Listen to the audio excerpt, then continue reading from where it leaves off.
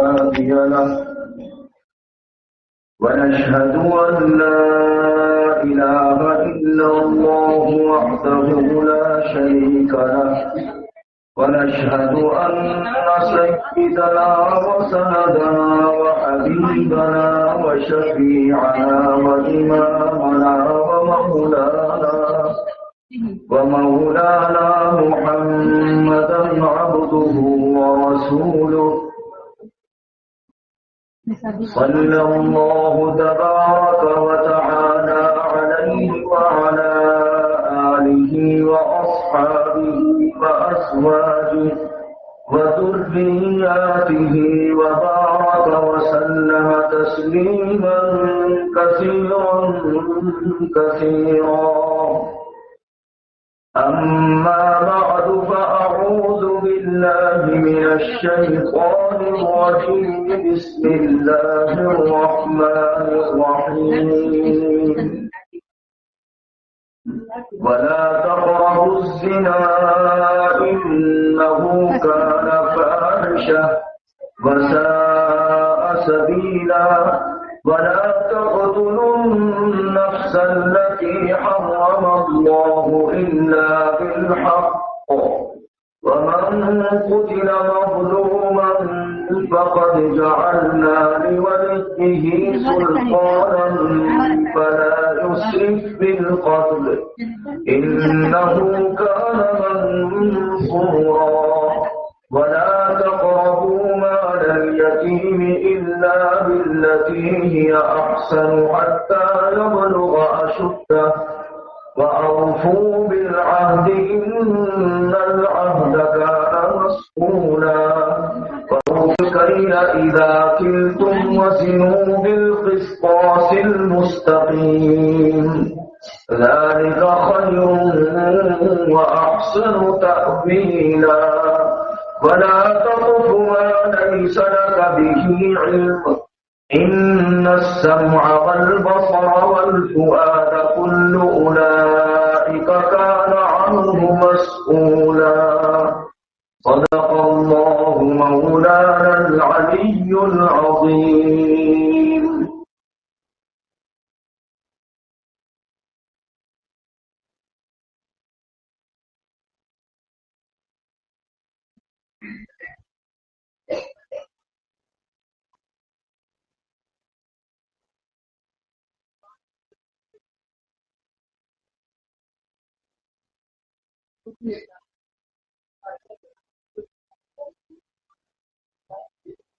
آج عصر کی نماز کے بعد دو بھائی ہمارے مسجد سعادات میں پہنچے.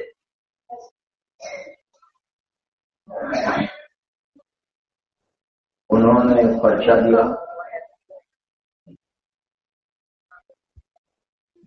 اور یہ کہا کہ پرچے میں لکھا تھا کہ کچھ قبر کے احوال آج بیان کریں.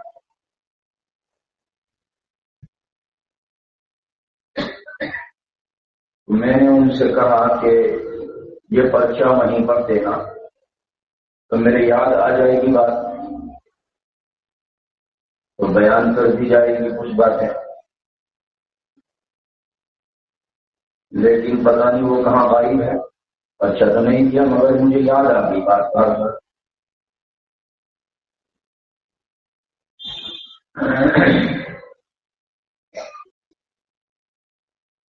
دوسری بات یہ بھی عرض کرنی ہے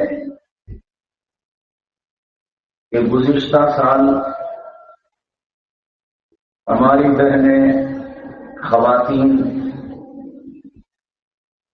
وہ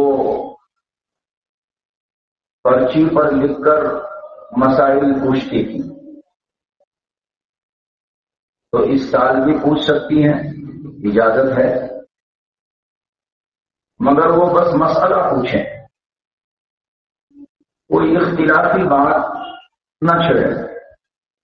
کوئی مسئلہ روزے کے متعلق، نماز کے متعلق، زکوٰۃ کے متعلق، اور کوئی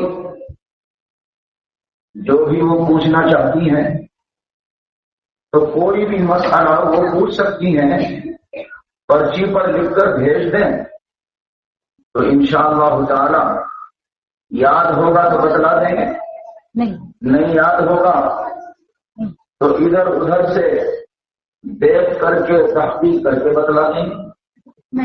ہر چیز کا معلوم ہونا کوئی ضروری نہیں۔ عالم کل اللہ ہے، اللہ تبارک و تعالی ہر چیز کو جانتا ہے،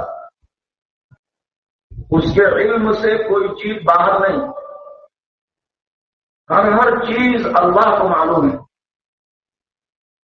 وما اوتیتم من العلم الا قلیلا، قرآن کریم میں ہے کہ تمہیں تو بہت تھوڑا علم دیا گیا ہے، اس لیے ایسا بہت ہے آدمی کی معلومات کم ہیں، غیر معلومات زیادہ ہیں۔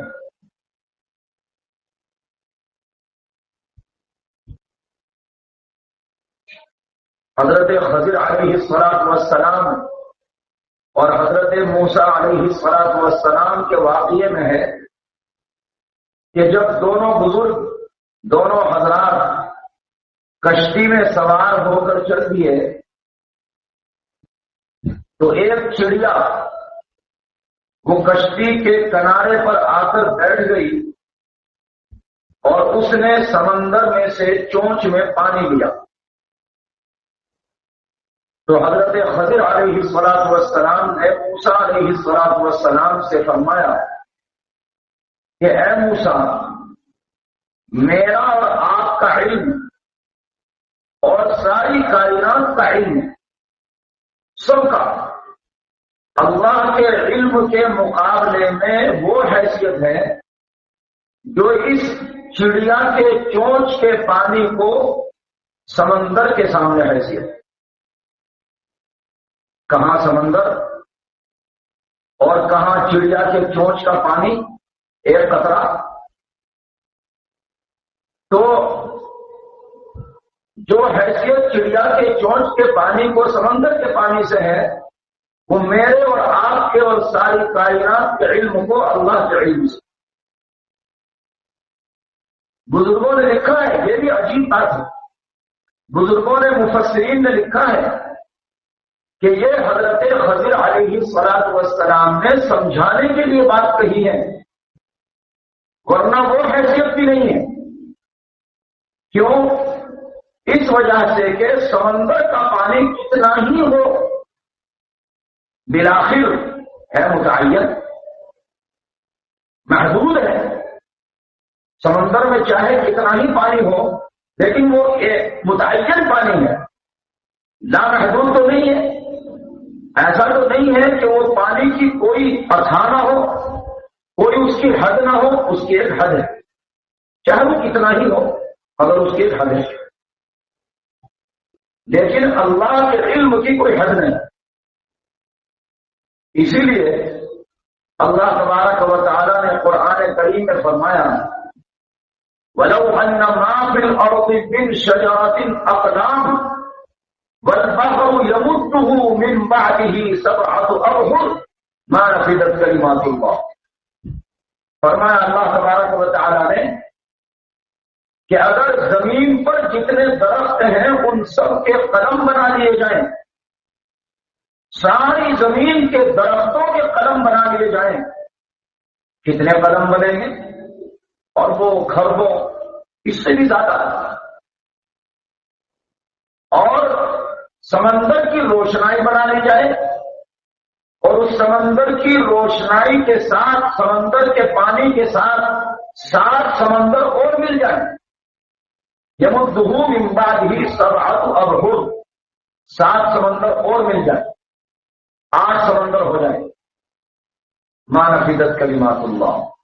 اور اس کے بعد ان قلموں سے اور اس روشنائی سے اللہ کے کلمات کو کوئی شخص لکھنا چاہے تو اللہ کے کلمات ختم نہیں ہوں گے، وہ قلم گر جائیں گے، وہ روشنائی ختم ہو جائے گی 8 سمندروں کی۔ اللہ کے کلمے ما نفدت کلمات اللہ، اللہ کے کلمے ختم نہیں ہوں گے۔ اللہ تبارک و تعالیٰ کا علم ایسا، تو اللہ کا علم لا محدود، اللہ تعالیٰ کے علم کی کوئی حد نہیں۔ اس لیے حضرت خضر علیہ السلام نے یہ بات سمجھانے کے لیے کہی. اسی لیے اللہ تبارک و تعالیٰ نے فرمایا جو آیت میں نے ابھی پڑھی وما اوتیتم من العلم الا قلیلا. علماء نے فرمایا ہے کہ قلیلا کے معنی ہے بہت تھوڑا، تمہیں بہت تھوڑا علم دیا گیا. تھوڑا نہیں، صرف بہت تھوڑا. تم سب کو ملا کر، صرف ایک کو نہیں، تم سب کا علم اللہ کے علم کے مقابلے میں بالکل معمولی، کوئی حیثیت نہیں. تو اس لیے میں عرض کر رہا ہوں کہ ہر چیز ہر بندے کو معلوم نہیں ہوتی، ہر چیز کا علم نہیں ہوتا. امام مالک رحمت اللہ علیہ 2ری صدی میں ہوئے ہیں. 2ری صدی میں، یعنی آج سے تقریباً 1300 سال، 1350 سال پہلے، اس وقت میں امام مالک رحمت اللہ علیہ ہوئے ہیں.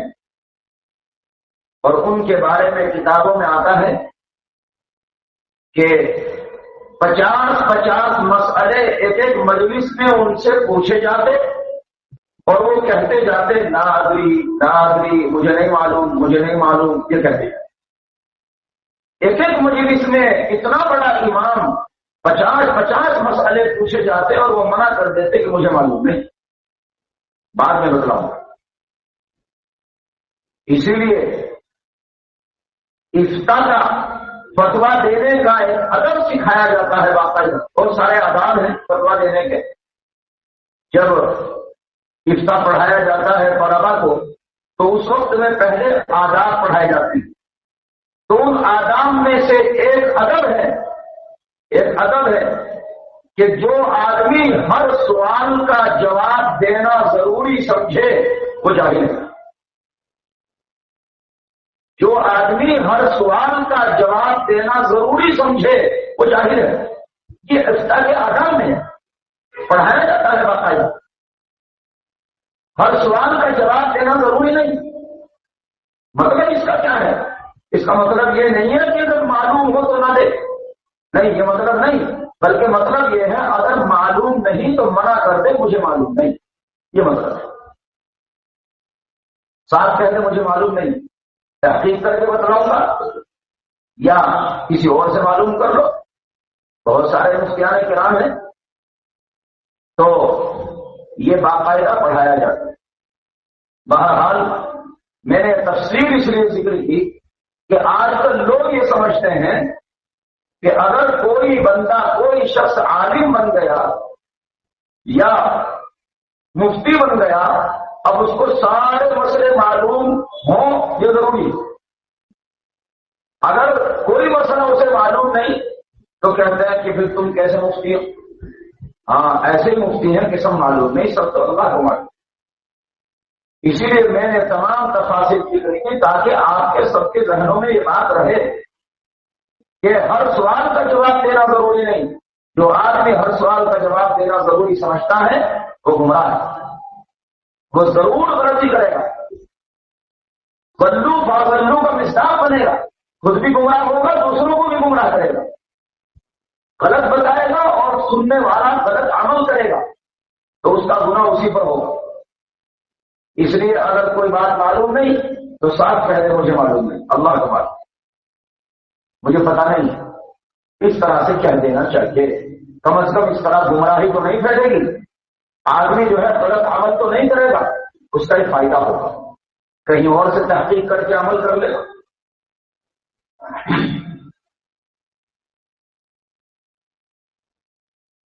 خیر، تو انہوں نے قبر کے تعلق سے سوال کیا کہ قبر کے کچھ احوال مختصر سے بیان کر دیے جائیں.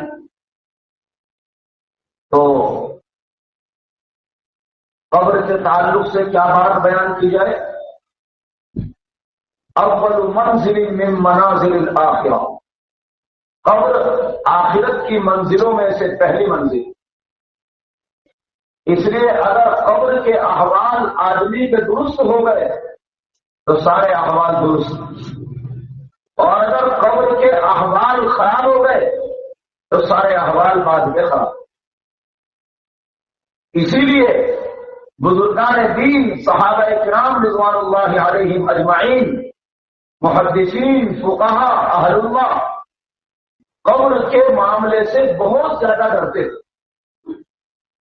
حضرت عثمان غنی رضی اللہ تعالیٰ عنہ کے بارے میں آتا ہے، آپ جب قبرستان تشریف لے جاتے، کسی قبر پر آپ کھڑے ہوتے تو اتنا روتے کہ آپ کی داڑھی مبارک آنسوؤں سے تر ہو جاتی۔ کسی نے سوال کیا، آپ جنت دوزخ کا تذکرہ کرتے ہیں، سنتے ہیں، اتنا نہیں روتے، لیکن جب قبر کے پاس سے گزرتے ہیں، کسی قبر پر کھڑے ہوتے ہیں، قبرستان جاتے ہیں، تو آپ اتنا روتے ہیں کہ آپ کی داڑھی تر ہو جاتی ہے آنسوؤں سے۔ تو حضرت عثمان غنی رضی اللہ تعالیٰ نے فرمایا کہ ہاں، قبر آخرت کی منزلوں میں سے پہلی منزل ہے۔ قبر کے حالات اگر درست ہو گئے، قبر کے معاملات، تو سارے معاملات درست، اور اگر یہ معاملات خراب ہو گئے تو سارے معاملات خراب۔ اور فرمایا کہ قبر پر کوئی دن ایسا نہیں گزرتا جس دن قبر ہر شخص کو آواز نہیں دیتی، اور یہ کہتی ہے انا بیت الغربہ انا بیت الدور، میں اجنبیت کا گھر ہوں، میں وحشت کا گھر ہوں، میں کیڑے مکوڑوں کا گھر ہوں، یہ قبر آواز دیتی۔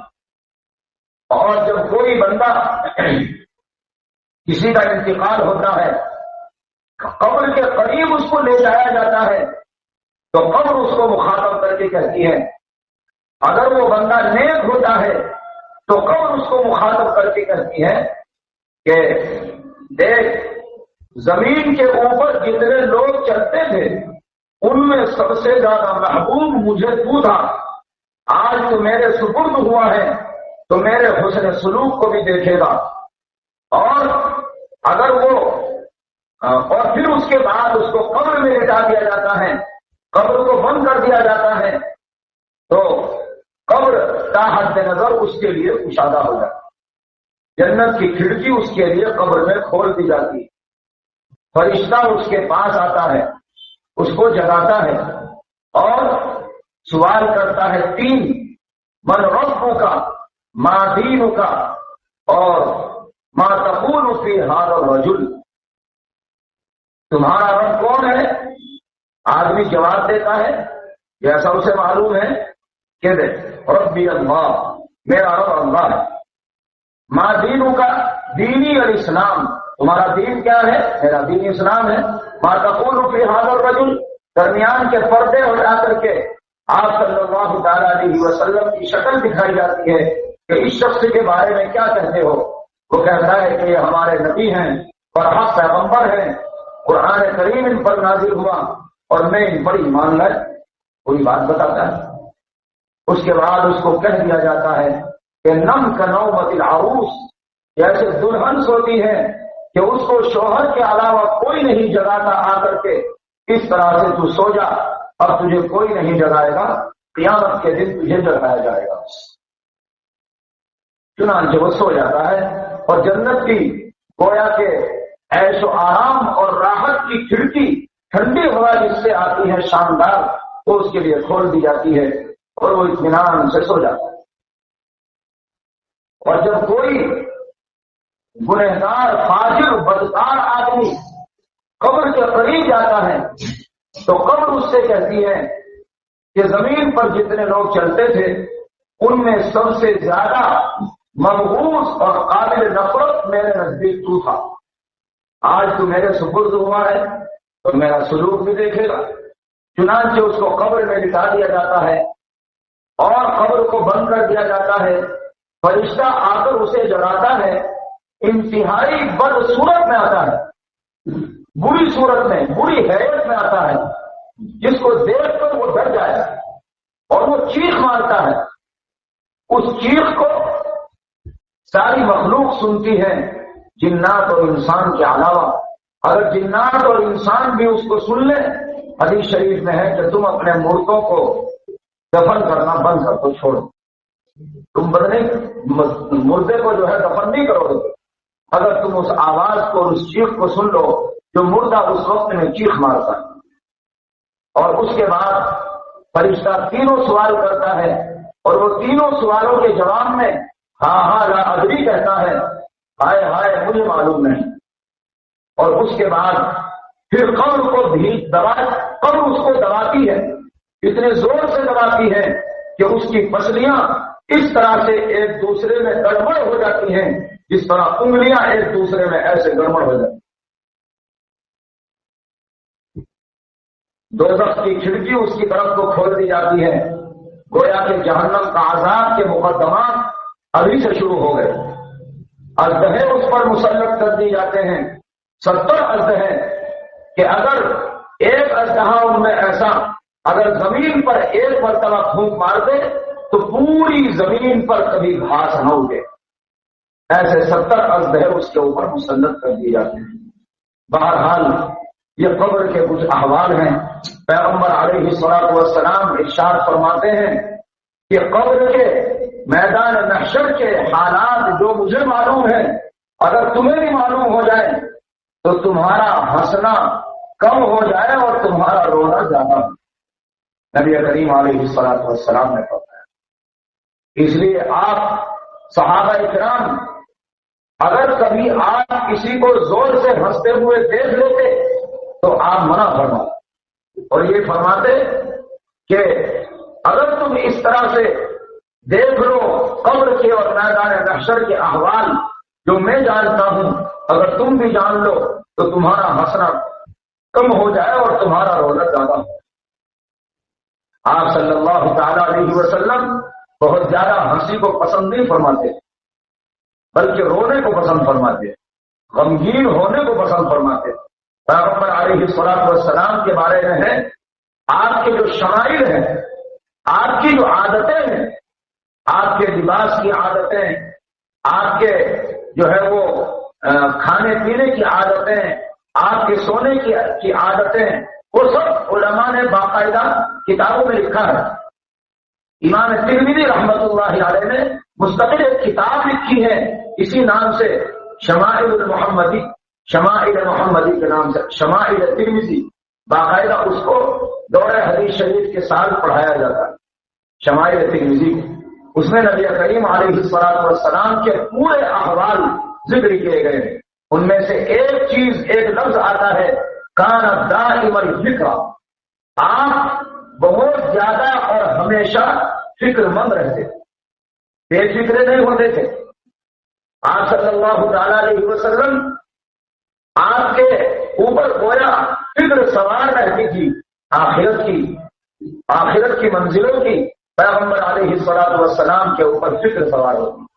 ایک مومن کے اوپر یہ فکر سوار ہونی چاہیے، اور ایک مومن اس کو اگر مستقل نہ صحیح تو کم از کم ایک وقت ایسا ہونا چاہیے کہ جس میں وہ آخرت اور قبر کے بارے میں غور کرے، سوچے کہ ایک دن مجھے مرنا ہے، قبر میں مجھے لٹا دیا جائے گا، مجھے کندھے پہ رکھ کر کے لے جایا جائے گا، مجھے نہلایا جائے گا اور مجھے قبر میں لٹا کر کے آ جائیں گے لوگ کنٹروں مٹی کے نیچے، اور میں اللہ کے حوالے ہو جاؤں گا، فرشتوں کے حوالے ہو جاؤں گا. وہاں سے اٹھ کر آدمی کہیں نہیں بھاگ سکتا. کنٹروں مٹی کے نیچے اللہ تبارک و تعالی کے فرشتوں سے چھوٹ کر کے کہیں نہیں بھاگ سکتا. تو اس چیز کو کبھی کبھی آدمی سوچے کہ مجھے قبر میں جانا ہے. اگر اس چیز کو سوچے گا آدمی تو آپس کی دشمنیاں، آپس کی لڑائیاں، آپس کے قطع تعلقات، یہ سب چیزیں انسان یہ سوچے گا کہ ایک دن مجھے جانا ہے، اس چکر میں پڑ گئے، دنیا کی ان چیزوں میں پڑ گیا. تو ان تمام چیزوں سے آدمی دور ہو جائے. دنیا کی چیزوں سے، دنیا کے احوال سے آدمی دور ہو جائے گا اگر قبر کے اور میدان محشر کے اور آخرت کے احوال کو یاد رکھے. تو یاد اگر نہ بھی رکھے، رکھنا اور چیز ہے، کرنا اور چیز ہے. تو اگر مومن کو اولاً تو یاد رکھنے چاہیے، لیکن اگر یاد نہ بھی رکھے تو کم از کم کبھی کبھی تو یاد کر لے. تو کبھی کبھی یاد کرے گا تو اس کا بھی بہت بڑا نفع ہوگا.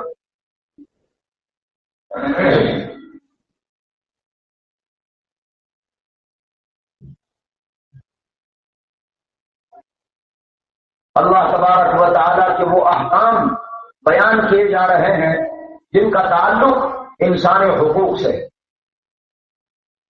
ماں باپ کے ساتھ حسن سلوک سے لے کر یہاں تک کئی احکام اللہ تبارک و تعالیٰ نے دیے ہیں ان آیتوں میں اور اس رکوع میں۔ اس کے بعد ارشاد فرماتے ہیں وَلَا تَقْرَبُوا الزِّنَا إِنَّهُ كَانَ فَاحِشًا وَسَاءَ سَبِيلًا، اور پاس نہ جاؤ بدکاری کے، وہ بہت بڑی بے حیائی کا کام ہے اور بری راہ ہے، برا راستہ ہے، انجام بھی اس کا برا ہے اور بے حیائی بھی ہے، بے شرمی بھی ہے۔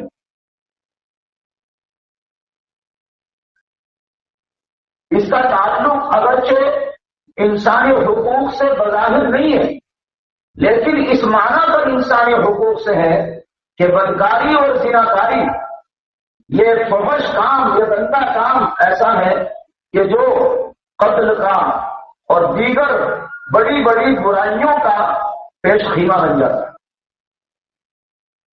زناکاری، بدکاری، اس کی وجہ سے کبھی کبھی قتل کے واقعات پیش آ جاتے ہیں، خاندانوں میں لڑائیاں ہو جاتی ہیں، محلوں میں لڑائیاں ہو جاتی ہیں، گھرانوں میں لڑائیاں اور دشمنیاں ہو جاتی ہیں، ایک دوسرے کا دشمن بن جاتا ہے آدمی، بالآخر قتل کے درپے ہو جاتا ہے اور بہت مرتبہ قتل کر ڈالتا ہے۔ اس وجہ سے، اس اعتبار سے اس کا تعلق حقوق العباد سے ہے، اس لیے اللہ تبارک و تعالیٰ نے اس کو یہاں پر ارشاد فرمایا وَلَا تَقْرَبُوا الزِّنَا إِنَّهُ كَانَ فَاحِشًا وَسَاءَ سَبِيلًا۔ اگر آدمی اللہ تبارک و تعالیٰ کے خوف سے، بدکاری سے، بے حیائی سے، حرام کاری سے بچ جائے تو اس کا عظیم ثواب ہے۔ نبی کریم علیہ الصلوۃ والسلام نے ارشاد فرمایا مَن يَتَوَكَّلْ لِي مَا بَيْنَ لَحْيَيْهِ وَمَا بَيْنَ رِجْلَيْهِ أَضْمَنْ لَهُ الْجَنَّةَ، جو شخص مجھ کو دو چیزوں کی گارنٹی دے دے کہ وہ غلط استعمال نہیں ہوگی، اللہ کے حکم کی خلاف ورزی میں استعمال نہیں ہوگی، میں اس کو جنت کی گارنٹی دیتا ہوں۔ ایک وہ چیز جو دو جبڑوں کے درمیان ہے یعنی زبان، اور ایک وہ چیز جو دو پیروں کے درمیان ہے یعنی شرمگاہ، کہ وہ غلط طریقے سے استعمال نہیں ہوگی تو میں اس کو جنت کی گارنٹی دیتا ہوں۔ حدیث شریف میں آتا ہے نبی کریم علیہ الصلوۃ والسلام نے ایک واقعہ بیان فرمایا کہ بنی اسرائیل میں ایک شخص تھا جس کا نام تھا کفل۔ وہ کفل کسی بھی گناہ سے نہیں بچتا تھا، نہ کسی بے حیائی کے کام سے بچتا تھا، نہ جھوٹ سے، نہ حرام کھانے سے، نہ حرام کاری سے، کسی بھی گناہ سے نہیں بچتا تھا، بڑا شرابی کبابی آدمی تھا۔ قحط سالی آ گئی، ایک عورت اس کے پاس آئی ایک دن اور کہا کہ میرے گھر میں فاقہ ہو رہا ہے، بچے فاقے سے ہیں، کھانے کو کچھ نہیں مل رہا ہے، مجھے 100 دینار قرض دے دو۔ وہ 100 دینار دینے کے لیے تیار ہو گیا، مگر اس نے اپنی مطلب برادری کی شرط رکھی۔ وہ عورت مجبوراً، حدیث شریف میں ہے نبی کریم صلی اللہ تعالی علیہ وسلم فرماتے ہیں کہ وہ عورت تیار ہو گئی مجبوراً۔ فَإِذَا قَعَدَ بَيْنَ شُعَبِهَا الْأَرْبَعَ، جب وہ شخص اس غلط کاری کرنے کے لیے تنہائی میں اس کے پاس بیٹھ گیا تو وہ عورت رو پڑی اور اس نے کہا کہ اے اللہ کے بندے، اللہ سے ڈر اور حرام کاری مت کر۔ زندگی میں کبھی میں نے یہ کام نہیں کیا، مجبوراً قحط سالی نے اور فاقے نے مجھے اس کام پر مجبور کر دیا ہے، تو اللہ سے ڈر اور اس حرام کاری کو مت کر۔ حدیث شریف میں ہے جب اس نے اللہ کا نام سنا اڑا، وہ کانپ گیا، فوراً دروازے سے باہر نکل گیا اور 100 دینار بھی عورت کے اوپر چھوڑ دیے اور جا کر کے اپنے گھر اور سو گئے۔ رات کے وقت میں اس کا انتقال ہو جاتا ہے، صبح کے وقت میں اس کے دروازے پر لکھا ہوا ہے غفر اللہ للکفل، اللہ نے کفل کی مغفرت فرما دی۔ لوگوں کو بڑا تعجب ہوا کہ یہ آدمی اتنا بڑا گنہگار، کسی گناہ سے نہیں بچ رہا ہے، بڑا بے حیا قسم کا آدمی اور بدکار قسم کا آدمی، گناہگار آدمی، فاجر آدمی، اور اس کے دروازے پر لکھا ہوا ہے غفر اللہ للکفل، اللہ نے کفل کی مغفرت فرما دی۔ آخر واقعہ کیا ہے؟ ماجرا کیا ہے، کیا سبب ہے اس کا؟ تحقیق کی گئی، رفتہ رفتہ اس عورت کے ذریعے سے پتا چلا کہ اس کے ساتھ یہ واقعہ پیش آیا، اور اس نے اللہ کے نام لیتے ہی یہ کانپ گیا اور ڈر کر کے نکل گیا، اللہ کے خوف سے، گندگی سے، حرام کاری سے بچ گیا۔ اللہ تبارک و تعالیٰ نے اسی وجہ سے اس کے دروازے پر لکھوا دیا فرشتے کے ذریعے سے، غفر اللہ للکبر، کہ اللہ نے کبر کی مغفرت کر۔ جو آدمی حرام کاری سے دنیا میں اللہ کے خوف سے بچ جائے، اللہ تبارک و تعالیٰ اس کو دنیا میں بھی بہترین بدلہ عطا فرماتا ہے، اور آخرت میں بھی اللہ تعالیٰ اس کو بہترین بدلہ عطا فرمائے۔ حدیث شریف میں ہے 7 قسم کے آدمی قیامت کے دن عرش کے سائے میں رہیں گے۔ ایک آدمی وہ ہوگا ان میں سے 7 آدمیوں میں سے کہ جس آدمی کو کوئی عورت بلائے، خوبصورت عورت ہے، یا کسی عورت کو کوئی مرد بلائے حرام کاری کے لیے، اور وہ یوں کہہ دے، وہ مرد کہہ دے یا وہ عورت کہہ دے کہ میں اللہ سے ڈرتا ہوں یا میں اللہ سے ڈرتی ہوں، تو اللہ تبارک و تعالیٰ قیامت کے دن جب سورج بالکل سر پر ہوگا، انسان اپنے اعمال کے بقدر پسینے میں ہوگا، کوئی ٹخنوں تک پسینے میں، کوئی گھٹنوں تک پسینے میں، کوئی کمربند باندھنے کی جگہ تک پسینے میں، کوئی ہنسلی تک پسینے میں، وَمَن يُلْجِمُهُ الْجَامَ، کسی شخص کو پسینہ لگام دیتا ہوگا، حدیث شریف میں منہ میں جاتا ہوا ہوگا۔ ایسے حالات میں کہ اپنے اعمال کے بقدر آدمی پسینے میں ہے، شرابور ہے پسینے میں، سورج بالکل سر کے اوپر ہے، ایسی حالت میں ان 7 قسم کے آدمیوں کو کوئی تکلیف نہیں، وہ عرش کے سائے میں ہوں گے، ٹھنڈی چھاؤں میں ہوں گے، گویا کہ دنیا کے اعتبار سے سمجھ لیجیے کہ اے سی میں ہوں گے، اگرچہ عرش کے سائے کو اور دنیا کی اے سی کو کوئی جوڑ نہیں، کوئی نسبت نہیں، دونوں میں کوئی جوڑ نہیں ہے، مگر سمجھانے کے لیے بات کہی گئی کہ جیسے انتہائی گرمی ہو، پریشان ہو آدمی، اور باہر سے آ کر اپنے گھر میں اے سی کی ٹھنڈی ہوا میں بیٹھ جائے تو ظاہر ہے کہ اس کو کتنا آرام محسوس ہوگا۔ اللہ تبارک و تعالیٰ ایسے آدمی کو اپنے عرش کے سائے میں قیامت کے دن جگہ عطا فرمائے گا، اور اسے کوئی تکلیف نہیں ہوگی، نہ اسے کوئی پسینہ آئے گا، کچھ نہیں ہوگا۔ اس لیے دنیا کے اندر خوف خدا کا غلبہ ہونا چاہیے، خشیت و خدا بندی کا غلبہ ہونا چاہیے، اور ولا تقربوا الزنا، اس کا مضافہ ہونا چاہیے کہ زنا کے قریب مت جاؤ، اس کے پاس کو بھی مت پھٹکو، کوئی ایسا کام نہ کرو کہ جو زنا کا مقدمہ بن جائے اور زنا کے قریب آدمی پہنچ جائے، ایسا کام بھی مت کرو۔ ولا تقربوا الزنا، یہ نہیں فرمایا اللہ تبارک و تعالیٰ نے ولا تزنوا کہ زنا مت کرو، یہ نہیں فرمایا، بلکہ فرمایا ولا تقربوا الزنا، زنا کے پاس کو بھی مت پھٹکو، اس کے قریب بھی مت جاؤ، کوئی ایسا کام نہ کرو کہ جو زنا کی طرف آدمی کو پہنچانے والا ہو۔ مثلا حدیث شریف میں آتا ہے، نبی کریم صلی اللہ تعالی علیہ وسلم نے ارشاد فرمایا کہ آنکھوں کا زنا دیکھنا ہے، اور دل کا زنا سوچنا ہے، اور ہاتھ کا زنا چھونا اور پکڑنا ہے، اور پیروں کا زنا چل کر جانا ہے، اور شرمگاہ پھر اس کی تصدیق کرتی ہے یا تکذیب کرتی ہے۔ نبی کریم علیہ الصلوۃ والسلام نے ان تمام چیزوں کو باقاعدہ اس طرح سے بیان فرمایا، اس لیے فرمایا ولا تقربوا الزنا، اور زنا کے قریب بھی مت پھٹکو، کوئی ایسا کام نہ کرو کہ جو زنا تک پہنچانے والا ہوا، بدکاری تک پہنچانے والا۔ انه كان فاحشا وساء سبیلا، بے شک وہ بے حیائی کا کام ہے اور انجام بھی اس کا برا ہے۔ کیوں انجام برا ہے؟ اس لیے کہ اس کی وجہ سے قتل و غارت گری کے واقعات پیش آتے ہیں، دشمنیوں کے واقعات پیش آ جاتے ہیں، اس وجہ سے انجام بھی اس کا برا ہے، اور ویسے بھی بے حیائی کا کام ہے۔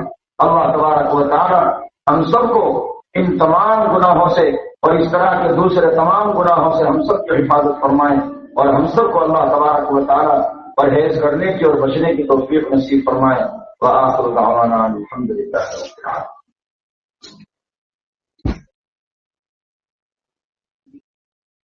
اللهم لك الحمد ولك الشكر اللهم لا نحصي ثناء عليك أنت كما أثنيت على نفسك فلله الحمد رب السماوات ورب الأرض رب العالمين وله الكبرياء في السماوات والأرض وهو العزيز الحكيم اللهم صل على سيدنا محمد وعلى آل سيدنا محمد وبارك وسلم ربنا آتنا في الدنيا حسنة وفي الآخرة حسنة وقنا عذاب النار ربنا لا تزغ قلوبنا بعد إذ هديتنا وهب لنا من لدنك رحمة إنك أنت الوهاب ربنا هب لنا من أزواجنا وذرياتنا قرة أعين واجعلنا للمتقين إماما ربنا اغفر لنا ولإخواننا الذين سبقونا بالإيمان ولا تجعل في قلوبنا غلا للذين آمنوا ربنا إنك رؤوف رحيم ربنا اغفر لنا ولإخواننا الذين سبقونا بالإيمان ولا تجعل في قلوبنا غلا للذين آمنوا ربنا إنك رؤوف رحيم ربنا هب لنا من أزواجنا وذرياتنا قرة أعين واجعلنا للمتقين إماما ربنا عليك توكلنا وإليك أنبنا وإليك المصير ربنا لا تجعلنا فتنة للذين كفروا واغفر لنا ربنا إنك أنت العزيز الحكيم لا إله إلا الله الحليم الكريم سبحان الله رب العرش العظيم والحمد لله رب العالمين نسألك موجبات رحمتك وعزائم مغفرتك والغنيمة من كل بر والغنيمة من كل بر والسلامة من كل إثم والغنيمة من كل بر والسلامة من كل إثم والسلامة من كل إثم لا تدع لنا ذنبا إلا غفرته ولا هما إلا فرجته ولا دينا إلا أديته ولا مريضا إلا شفيته ولا ضرا إلا كشفته ولا ضرا إلا نفسته ولا حاجة من حوائج الدنيا والآخرة هي لك رضا إلا قضيتها ويسرتها يا أرحم الراحمين ويا أكرم الأكرمين اے اللہ ہم سب کے گناہوں کو معاف فرما خطا قصوروں سے درگزر فرما کوتاہیوں سے سر میں نظر فرما اے اللہ اے الہ العالمین اے اللہ ہم سب کے حال پر رحم فرما ہمارے کے گناہ کو معاف فرما ہم آپ کی مغفرت کے محتاج ہیں رحم و کرم کے محتاج ہیں اے الہ العالمین اے اللہ ہم آپ کے رحم کے محتاج ہیں کرم کے محتاج ہیں اے اللہ ہم سب کے حال پر رحم فرما کرم کا معاملہ فرما گناہوں کو معاف فرما مغفرت کے فیصلے فرما اے اللہ ہمارے زندوں کو مردوں کو عورتوں کو اور مردوں کو سب کو معاف فرما سب کی بخشش کے فیصلے فرما اے اللہ تمام آفات و بلیات سے ہم سب کی حفاظت فرما الہ العالمین تمام آفات و بلیات سے ہم سب کی حفاظت فرما نبی پاک صلی اللہ تعالی علیہ وسلم کی محبت کے طفیل اور اپنے فضل و کرم سے ہماری دعاؤں کو قبول فرما ربنا تقبل منا انك انت السميع العليم وتب علينا انك انت التواب الرحيم وصلى الله تعالى وسلم على خير خلقه محمد وعلى اله وصحبه اجمعين برحمتك يا ارحم الراحمين.